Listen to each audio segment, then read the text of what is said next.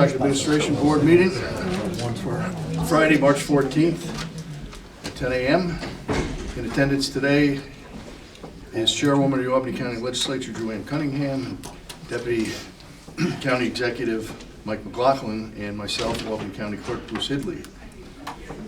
Joanne? Yeah, so I wanted to just make a comment while everyone's here before folks start leaving. So the legislature passed a charter local law that raises the cab limit to 253,000. I think it's 253. They did this last Monday night. So this meeting is going to get a little busier potentially with more, maybe more time we should build in and other stuff. So that referendum, just in case you're not aware, or that local law was a recommendation of the Charter Review Commission many years ago to essentially trend forward the cab limit, which it's never been trended forward. So the number that we trended it to is what the cab limit would be today if it had been trended forward, going back to whatever, 1993 or whatever. Set that far back. So, yeah, so, and it will trend, it has an inflationary factor, so it goes up every year by CPI. So that means that this meeting is a little bit more, a bigger meeting. It also means the legislative meeting is a little bit potentially shorter, but the idea is not, the idea is to modernize us and do what I thought was kind of a ridiculous sort of set in stone cap limit way back. I would imagine that members of the legislature may come to this meeting. I'm certainly going to make them feel that they're very invited to sit as a spectator. If they have questions that they want answered, I'm happy to be sort of the venue of asking those questions with limits, of course. But I did want to mention it. I also want us as sort of the leaders of CAB to think about if there are additional transparency things we could do or additional communication that we could send out to the legislature and make available to the public. This isn't about, sort of, having the CAB club. I think there was like a little mystery about CAB and, things went on here that, in the cloak of darkness, which is not at all what happens. But we might want to consider and think about that sort of offline, just additional kind of transparency stuff that we could do that would, invite folks to see what's on the CAB agenda and come and sit and participate, well, not participate, but, watch and send me questions. And, our comptroller does that regularly. I'm sure she does that for you guys. So just wanted to mention it in case you missed it. It will go in effect, by the way, as soon as it goes to the county exec and then filed with the Secretary of State. I think it's a permissive referendum, meaning it could be a referendum if, I guess, enough signatures or whatever, which I doubt will happen. We didn't have any of the comments at the public hearing on this issue at all. So, Madam Chairwoman, does this affect county executive level contracts or no? It still stays the same? oh yeah. Okay. Yeah, this is just an increase in cap. Well, Okay. Thank you. This is a long conversation. The chairwoman is the first chair that has been open to government efficiency things, and I think everything that's been said is correct. So, from a processing perspective, Amanda is the expert, and so she'll let you know the threshold and what she needs in addition to what you already submit, and we'll go from there. And to that point also, if you like, law department will draft up or amend the current rules for CAB as far as reporting out and for greater transparency, so that this CAB can review those rules and then adopt rules that would provide for more transmittal of what actually occurs here and as well as reporting of the action that we're taking. That would be great, thank you. And last thing, the Chair's office has a new counsel, in case you haven't heard. Thomas DeBose, who's, I think everyone knows anyways. Yep, that's a round of applause. Actually, isn't official yet. He's official next Friday, but he's being loaned to me periodically. He's on assignment. On assignment, so Thomas will be kind of the point person to come to with anything that you think needs my attention, Thomas and Caitlin. Well, thank you. I mean, that's a bit of good news for all of us. And it's going to make your departments a lot easier, get things done to go through CAB instead of, waiting extensive amount of time to have the legislature pass things. And we do, and certainly will continue to be as transparent as possible when it comes to the Contract Administration Board.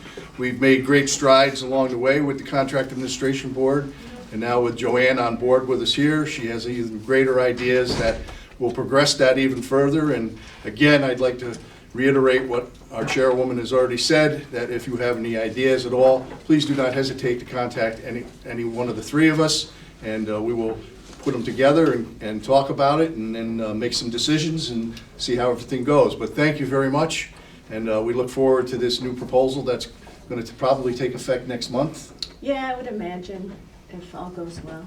So, if somebody's here representing somebody, make sure you let them know that this is going to happen and that be prepared and ready to go. And as you've heard from our county attorney, they'll be drafting up some rules and regulations for everybody to see, and we'll push on from there. But this is a great stride.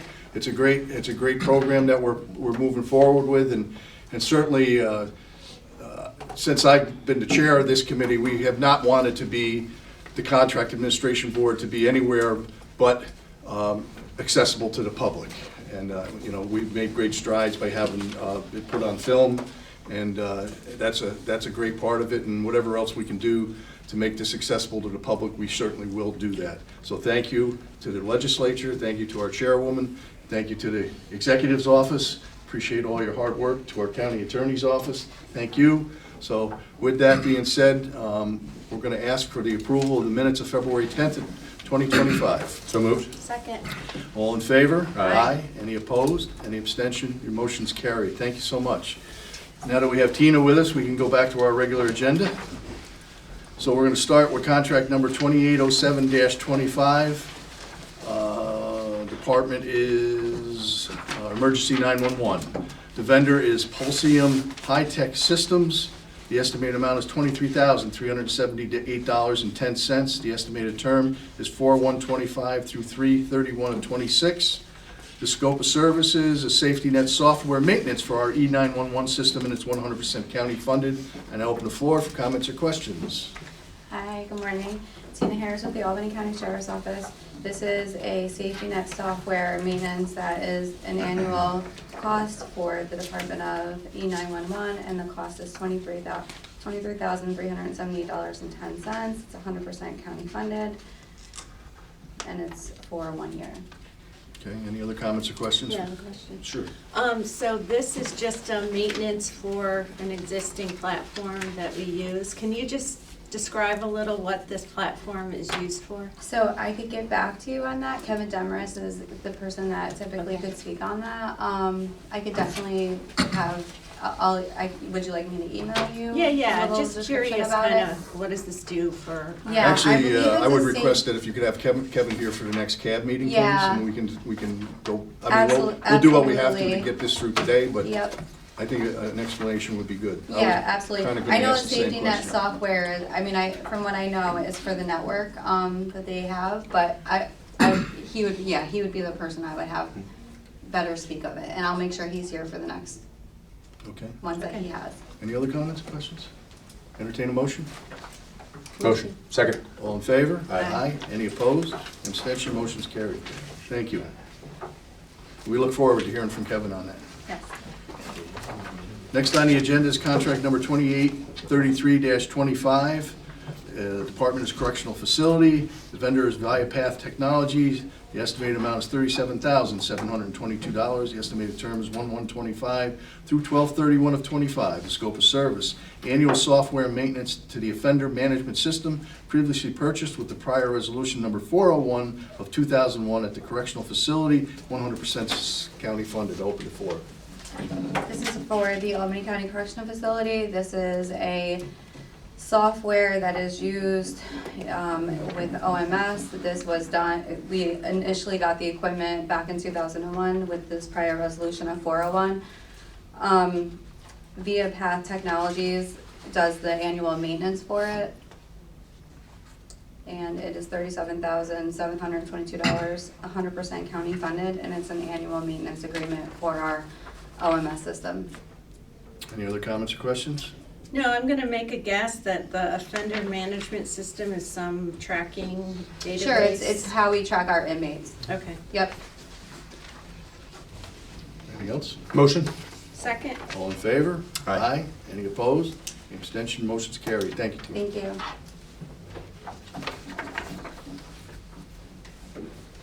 Next on the agenda is contract number 2808-25. Department is Parks and Recreation. The vendor is John W. Danforth. The estimated amount is $52,000. The estimated term is 2/28/25 through 12/31/27. It's for HVAC preventative maintenance and emergency services at the hockey facility. HVAC and dehumidification is 100% county funded. Open floor for comments or questions. Good morning, Madam Chair, distinguished members of the board. My name is Bakary Janin, the Commissioner of Parks and Recreations. So this contract that's been set is for HVAC and dehumidification of our hockey facility. This is a 3-year contract not to exceed $52,000.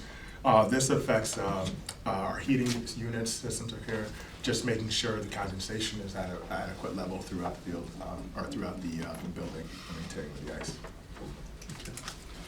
The only thing I'd like to note for the record on this here is that the contact person is George Penn. Is that still true? That would be clarification we'll conduct For with the department. contact for the contract or for the cab? Well, it just says contact person on here, and I know George is I think- retired. Oh, I think George is doing some part-time work. for- Yeah, for he- Rec- yeah, George- so George he, I is think, with- did- Okay, that's why I asked. Yeah, Not in George- his capacity, his former capacity. His former, Yes, Yeah, he's working with Parks and Rec. The contact for the contract is going to be Paul Hebert, our facilities maintenance. So they would be the direct contact person that Danforth would reach out to and contact any communications outside of contacting myself or any other member if it rose to the executive Good. level. All right, thank you. I just want a clarification. Any other comments or questions about this? No, Entertain a motion? motion. Go ahead. Second. All in favor? Aye. Any opposed? Any abstention? Your motion's carried. Next on the agenda is contract number 2809-25. Again, the Department's Parks and Recreation. The vendor is Daikin Applied Americas, Inc. The estimated amount is $56,000. The estimated term is 2/28/25 to 12/31/27. The scope of service, preventive maintenance and emergency service at the hockey facility Chillers. It's 100% county funded. Again, thank you again. This is also a 3-year contract not to exceed the $56,000 over the 3-year period. This is preventative maintenance, which will be ongoing, and they have updates frequently. I think there's going to be 2 updates per year. Where they'll come in and look at our machines and equipment, make sure they're running properly, replacement of certain equipment, ball bearings, belts, any other equipment that needs looked at. This is a particularly very sensitive machine, and Daikin is one of the few companies that have the ability to actually work on our equipment, which prevents disposal of contaminated water, prevention of the spread of disease, and we have had a very good working relationship with Daikin for the past, I think, for 6 years or so. They have a very good emergency response network, and with this particular equipment, if something does break down, the response time is within 4 hours of a phone call to come here, and this is an extremely sensitive material because it's the ice melt that comes off and how we dispose of that and actually how we clean the water and recirculate it. This is the equipment that cannot break down. I guess not. Any other comments or questions? Entertain a motion. Motion. Second. All in favor? Aye. Any opposed? Any abstention? Carried. Thank you. Very good description. Next on the agenda is contract number 2774-25. The department is our residential healthcare facility. It's mobile, the vendor is Mobile Imaging LTD. The estimated amount is $24,000. The estimated term is 5/125 to 4/30 of '26. The scope of services, X-ray services for the residents of Shaker Place Rehabilitation and Nursing Center, and it's 100% county funded. I now open the floor for comments and questions. Sean? Thank you, and thank you to the board for hearing this two contract requests today. The first being for mobile imaging. Mobile imaging provides on-site X-ray services for the residents. If a resident is in need of an X-ray, a request is filled out through mobile imaging, and they usually respond within the day. If it's later on in the day, sometimes you have to ask for an emergency appointment, and generally that's handled by the morning. The request is $24,000 for a year, starting in May through May of 25 through April of 26, and this is the last renewal of the RFP. Okay. Just a curiosity question for that amount of money. How many residents does that get to serve through a one-year period? So generally, it's depends if it's like regular and emergency service, between $200 and $400 between it, and then there's an ancillary lookup for some if you had any extra imaging sent around to other disciplines. So that probably serves 150 to 200. Okay. So a patient needs an X-ray, you call them, they show up, then the nursing home bills whoever Yep. is responsible, Yep. Medicaid, Medicare, Yep. private insurance, for that X-ray. Yep. So the cost is just the convenience fee, basically, of having this mobile. Well, they do the professional service of like getting the X-rays and also dispersing them to where they need to go if like a primary doctor or some external entity did order them in that regard. So if you didn't have them, then if the patient needs the X-ray, you You'd have put to- him in an ambulance, Yeah. send him somewhere. Which get an is a X-ray. lot more pricier because, transportation cost alone is probably $500 and then the Okay. X-ray service on But top. that's billable, I would assume, to the payer also, right? It depends in that regard. It depends on also the end. So if you did the in-house transportation, if like we had our own transportation company, we could do it in that billable aspect. Okay, Generally, it goes through, because most of our, the majority of our clients fall down to Medicaid. You have to use the Medicaid portal for the transportation, and they do the transportation and get paid for the transportation services. Okay. We are looking at expanding. I think in our capital plan, we have a request for 2 transportation buses that we will look forward to implementing hopefully by the end of the year, to start doing our own building in that Okay. aspect. okay, and that would be more financially beneficial for the nursing home to? It would be, but also the service, because the transportation companies are very hard to deal Right. with. We consistently have issues, not any one company, it's just they have staffing issues in the Right, industry. right, yeah. Don't show up when you want them. I've had people tell me that they're gonna show up at 11 o'clock and then they're not back until 4, 5 hours later, I have residents sitting in, dialysis or something of that nature, external doctor's appointments for hours sometimes, with generally a staff member that also is, I don't wanna say stranded, but, they are dealing with that unneeded Right, okay. stress in that regard. Thank you. Any other comments? Entertain a motion. Motion? Second. All in favor? Aye. Any opposed? Any abstention? Motion's carried. Next on the agenda is contract number 2817-25. Again, it's the residential healthcare facility. The vendor is Superior Care Optician. The estimated amount is $25,160. The estimated term is 4/125 through 3/31 of '28. The scope of service will provide optician services for the residents at Shaker Place Rehabilitation and Nursing Center. The optician shall dispense eyeglasses to the residents by prescription from a licensed ophthalmologist or optometrist. Material inventory shall be maintained by the optician. This includes frames and lenses to be supplied to the residents. A consultation fee shall be charged for dispensing of the eyeglasses, including adjustments, repair, pickup, and delivery. Is 100% county funded. Yes, thank you.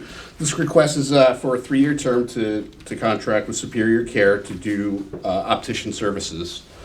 Generally, what happens is there's a mail order system where people, if they need glasses that are prescribed by an optician, that goes through a company that is then supplies them the extra service that is you really need for tracking, maintenance, and repair to keep it so that the glasses are labeled and properly with the resident. As you may know, it's at 250 residents, glasses, a lot of residents have glasses, and without that labeling and repair and adjustment services, sometimes residents can be without these glasses for a significant period of time. So this service is basically to help make sure that the resident gets in a timely fashion their new or needed prescription glasses. Sometimes the extra material costs that are on here, the $5,000 that is requested, that's more of a contingency. The resident has access to glasses, but under a certain scale, they basically a pair a year. So this is for if you had to replace, because some people need more than one pair a year. They might break them, they might lose them, or whatnot. So, Any other comments or questions? Is this one where private insurance picks up, or not private, but the payers, either Medicare, Medicaid, if you have a resident who needs new glasses, uses this? Yes. You can, okay. yeah. So what'll happen is a lot of times, like, we'll try to give the optician, within the first 90 days, they try to get a scheduled appointment, see if their glasses are appropriate. If there's a changeover that needs to happen there, like a new prescription, or their glasses are maybe broken or cobbled together, which does happen. If somebody comes in off the street, I've had to tape my glasses up and just get through the time. Then that order goes to what would be an optician. They would construct it, and then also one of the value-added services that they do is they'll come in and make sure they fit correctly and labeled.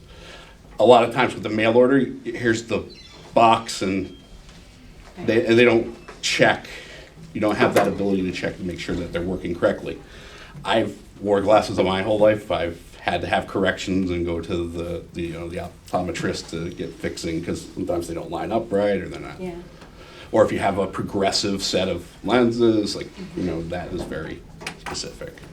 Okay, good, thanks. Mike, any? Nope, motion. Second. All in favor? Aye. Any opposed? Any abstention? Motion's carried. Thank you.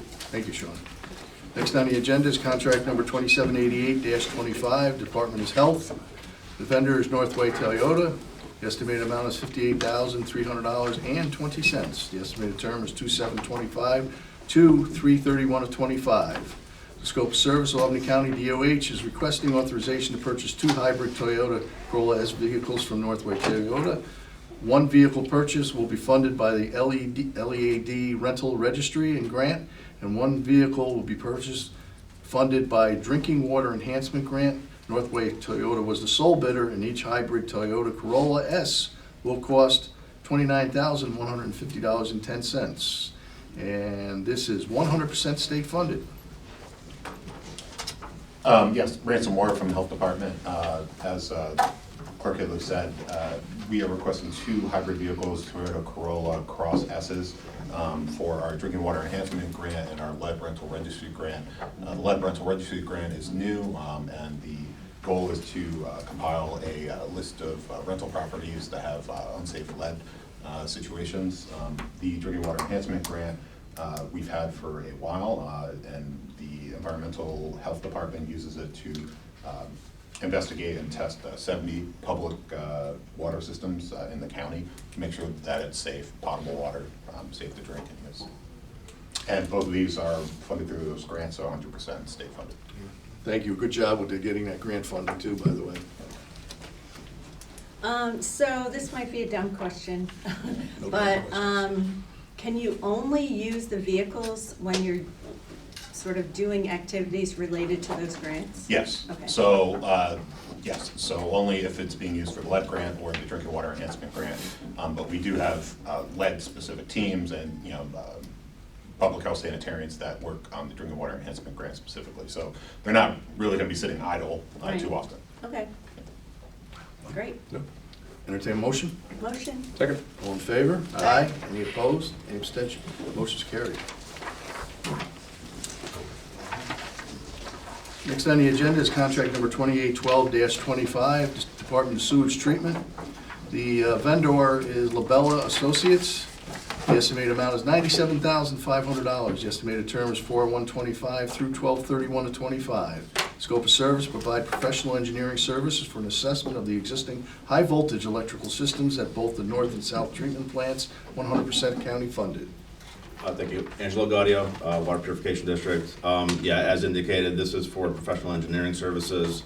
Labella was pre-qualified under an RFQ, or a request for qualification process that we had conducted last year. And they were selected for electrical services for us. Specific to the north plant, our high voltage yard that is something, a system that we own, somewhat unique to our north plant. We discovered that the redundant line on that substation was actually faulted, so we currently don't have a redundant backup system for our electrical feed. So we are looking to do a full assessment on our electrical feeds for both plants. This work was also programmed into the capital plan that was approved last year as well. So the next step after the assessment would be to move into full design and look to get those deficiencies corrected. Any other comments or questions? So this is unrelated to this, but while you're here, I don't know if you heard the public comment. I saw it. So any response? I mean, sounded terrible, what the public, the individual kind of commented on. So, a few things. We are still working through the process with DEC. We actually have our 5th version of the preliminary engineering report for the project that's been going on since 2022, going in today. So hopefully that'll get approved and we can start design for a new mixing system, which should have an immediate impact on the odors. I just spoke to Jeff Javison this morning too. We are looking to pursue an emergency contract with a vendor that can put in a misting system into those sludge tanks. We're gonna pilot basically that system to see if there's any benefit for that, and then we'll make a determination. So that'll be the next step to kind of put like an interim fix in place, but And you think that'll really help? The odor issue? it's, the vendor has been used in Saratoga and a couple other local communities. The feedback that we've gotten from those folks is that it's been effective. I guess time will tell. Again, the first step in that will be to do a pilot and really kind of assess whether that's making a difference or not. We also are looking at an ozone system as a potential alternative to that too. But really the big change is gonna be with updating the mixing system versus kind of the temporary system that's in place right now. And what's the timing on that? Well, we're looking at a 1-year design term right now, so we haven't started that. The first step is getting essentially the project approved through DEC. Again, this process had started honestly back in '21. Our first engineering report was submitted in July of '22, and we've been going back and forth with DEC ever since. So we're probably looking at a 1-year design term, and most likely a 6-month to 1-year construction period thereafter. So we're probably looking at 2 years from basically today's date in terms of when that would be completed. Okay. Yeah, if I could jump in, so I've been working closely with Angelo on this in terms of liaising with state authorities and agencies, working with state delegation, and the amount of time and effort that the Water Purification District has put into this is astronomical. And the amount of delay that has occurred it's hard to fathom, because had in DEC, you mean? yes, had the processing occurred in a reasonable amount of time in 2021, this project would be done. Yes. And so now he is in the unfortunate position of having to deal with what's going on, knowing full well back then that this is what would have happened. And I've taken a tour of Water Purification District in the middle of August, and it was perfectly normal. So I just think everybody needs to know that and just be aware contextually that Now, there are some folks on DEC who now know the urgency. And we've been getting some really good traction with them, saying, look, this is what we were faced with, this is where we are now. Now you understand why we were saying back then, we need to do this. But there's really no, it's gonna be a long hot summer. So if you can get back on track here, and we'll talk about the, We can have a whole summer meeting on this. Yeah, thank I you. can provide, thank you. I can provide also a summary. Yeah, of we'll all talk the- offline, but I yeah. appreciate it. Thank so you. do we have any further comments or questions regarding the contract at hand here? No, motion? Second. All in favor? Aye. Any opposed? Any abstention? Motion's carried. Next on the agenda is contract number 2813-25. It's Department of Sewage Treatment. The vendor is American Glass Company. The estimated amount is $71,593. The estimated term is 4/125 through 10/31/25. The scope of service, replacement of various doors at both the district's north and south treatment plants. It's 100% county funded. Now open the floor for comments or questions. Thank you. So this was in response to RFP 2025-021. American Glass Company was the lowest responsible bidder out of the two bids that we received. Again, the price is $71,593. And again, this is for the replacement of doors at both our treatment plants. Okay, any other comments or questions? Entertain a motion? Motion. Second. All in favor? Aye. Any opposed? Any abstentions? Carried. Next on the agenda is contract number 2815-25, Department of Sewage Treatment. The vendor is Bearing Distributors, Inc. The estimated amount is $75,000. The estimated term is 3/14/25 through 3/1/26.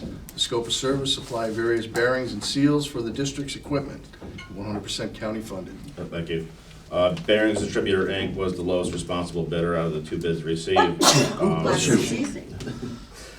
So this was in response to RFP 2025-025. Again, the supply is for miscellaneous bearings and seals. The contract term is for 1 year with the option for 2 consecutive 1-year renewals. Okay, any other comments or questions? Entertain a motion. Motion? Second. All in favor? Aye. Aye. Any opposed?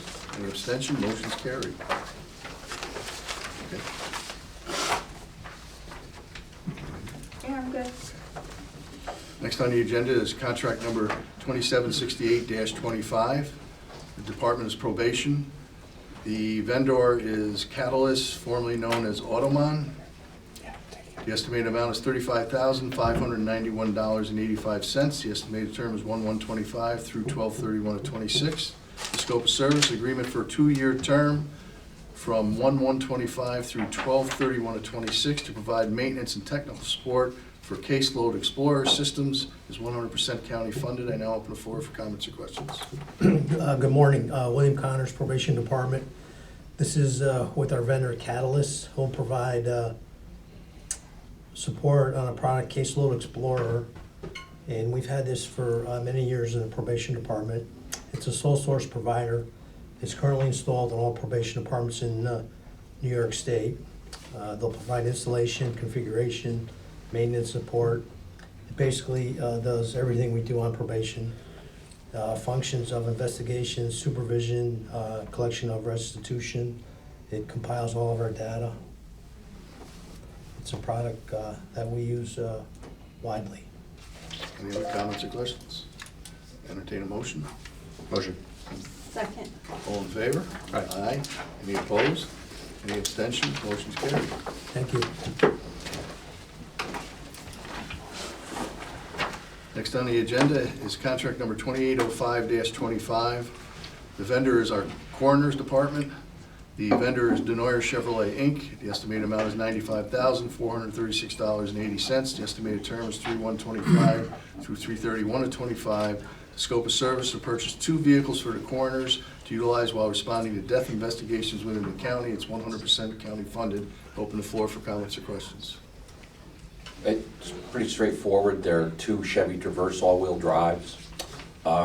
They'll be outfitted with the proper removal equipment, such as body containment suits, self-contained breathing apparatus, They'll be light packaged and they'll be marked vehicles. The coroner's office responds to homicides, drug overdoses, and everything in between.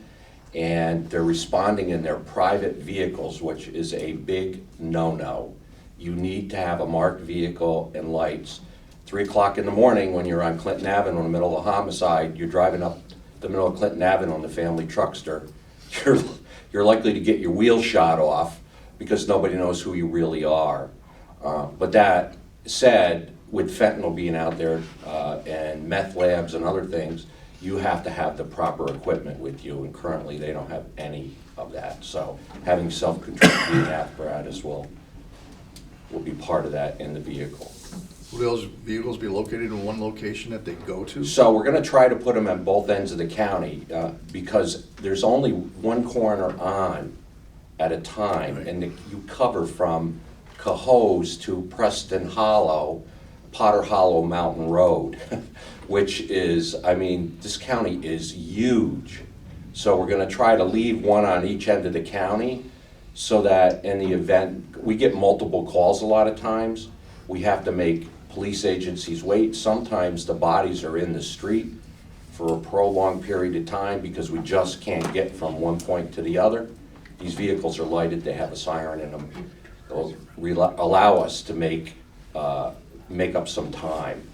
But a lot of times, even when I'm not on call, the police agencies know if there's a call that's close to me and they can reach out to me, then I can actually get there so that the body's removed in a timely fashion. It's not left in the street or in a field somewhere for a prolonged time while the family agonizes over the fact. So they also have a stretcher in them as well so that we can do the removal. Okay. Any other comments? Yes, so right now you're using your own vehicles, which is not a good thing, obviously.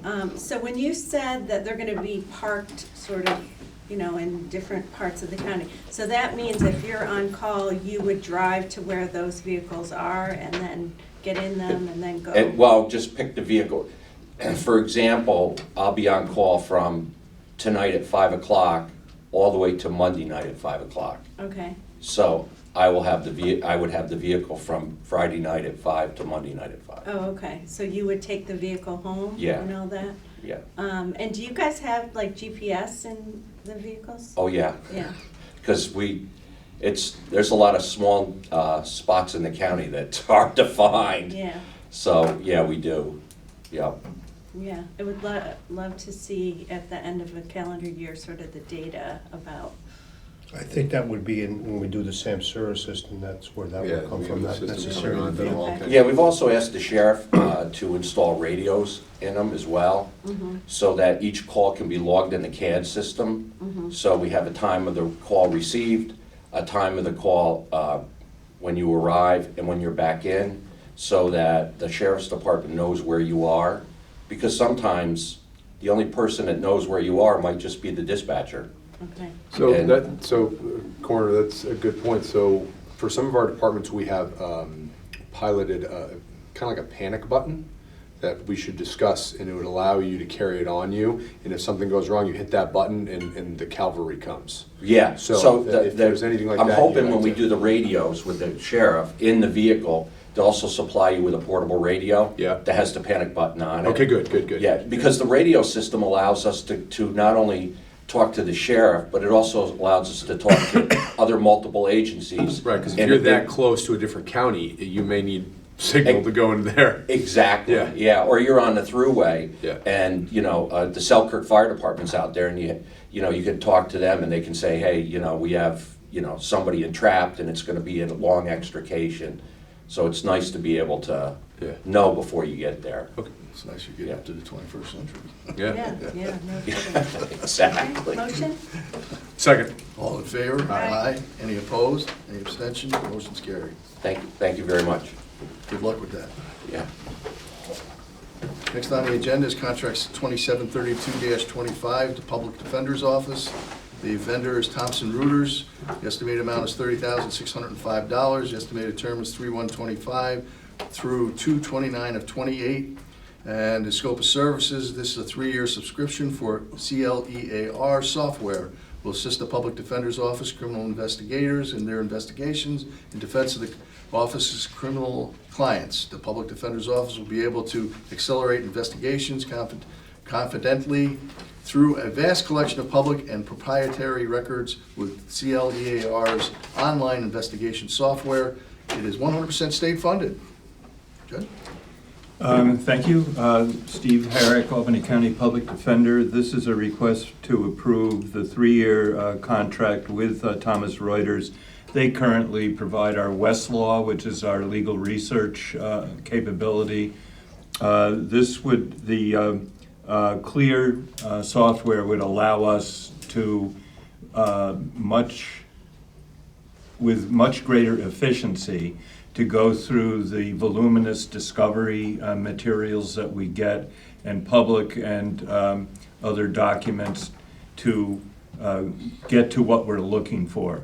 It is a great resource for locating people, including our clients and witnesses, and it would reduce the amount of time spent by our criminal investigators, who are all former law enforcement people, in the going through the discovery materials that we get with the legal staff in the office. Okay. Any other comments or questions? Entertain a And it's motion. all state funded. I'm sorry. It's all state Yep. funded. Motion? Second. All in favor? Aye. Any opposed? Any abstention? Motion's carried. Thank you. Next on the agenda is contract 2814-25. Department is Children, Youth, and Families. Vendor St. Anne's Institute. Estimated amount is $30,000. The estimated term is 4/125 through 3/31/26. Scope of service, specialized independent living skills services as per the Chafee Act for 20 slots at a monthly cost of $2,500 and a total contract not to exceed $30,000, which I already mentioned.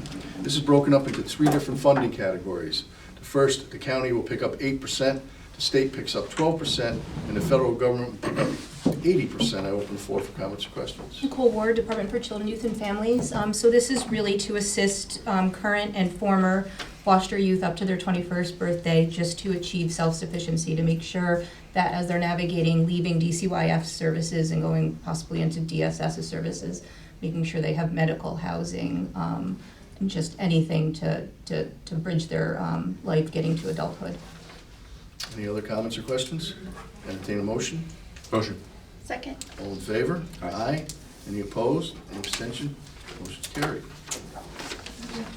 Next on the agenda is contract number 2829-25, Department's Information Services. The vendor is Carasoft Technology Corporation. The estimated amount is $54,632.52.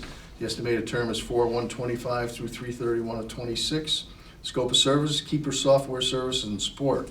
Keeper PAM Bundle, Keeper PAM Bundle containing Keeper Enterprise, compliance reporting, 1 TB total pooled storage, annual fee, and blah, blah, blah, blah, blah. And I'll open Pat it. can explain. Yeah, go ahead, Pat. Good You're on. morning, members of the CAB board. My name is Pat Alderson. I'm the Chief Information Officer for the county. So this request is to purchase a password management solution for all of Albany County employees.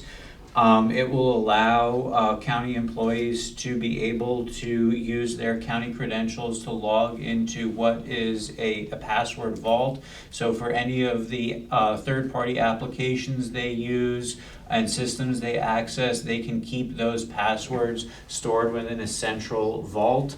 It will allow those passwords to third-party applications, for example, Next Request, if you will, for FOIL at the clerk's office, to be rotated on a more regular basis, and it will allow information services to have a more kind of centralized approach to the management of those passwords. So it'll allow us to have stronger passwords to all of our applications. It will allow us to build in autofills for passwords to other cloud-based applications. So there'll be an extension on your browser whereby once you sign into this new Keeper product, you'll be able to then have that password autofilled for whichever application you're looking to use.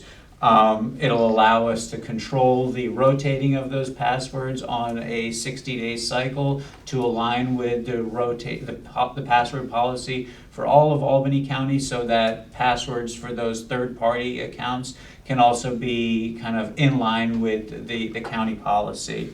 It will also give us the ability to monitor the dark web for any passwords or accounts credentials that have been compromised, for alerting us to that so that we can reach out to end users and get them to update those passwords, improving the security kind of all of the Albany County apparatus.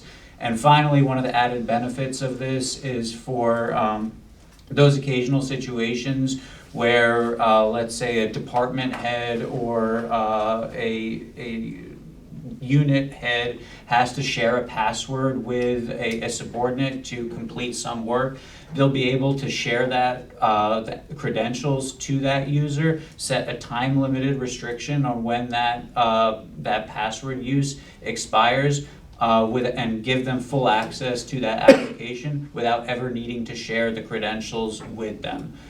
So it kind of beefs up our cybersecurity a little bit and allows us to be much more protected and resilient.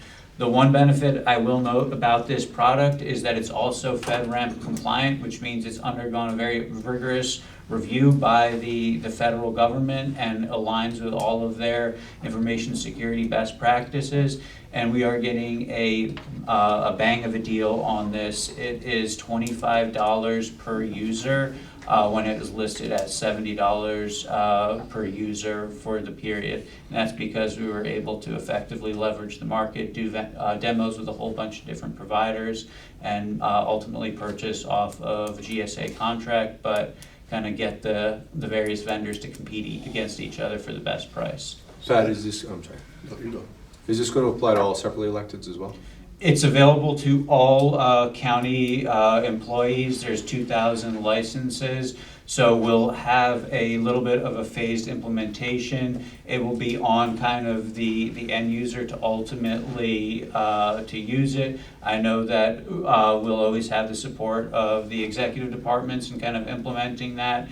It will add benefit to Sheriff's Department operations as well, to comptroller operations, to clerk operations, even to Board of Elections operations too, especially because we don't have like centralized account management within Albany County, and because we use so many third-party applications that don't have single sign-on, so you can't just use county credentials to log into them.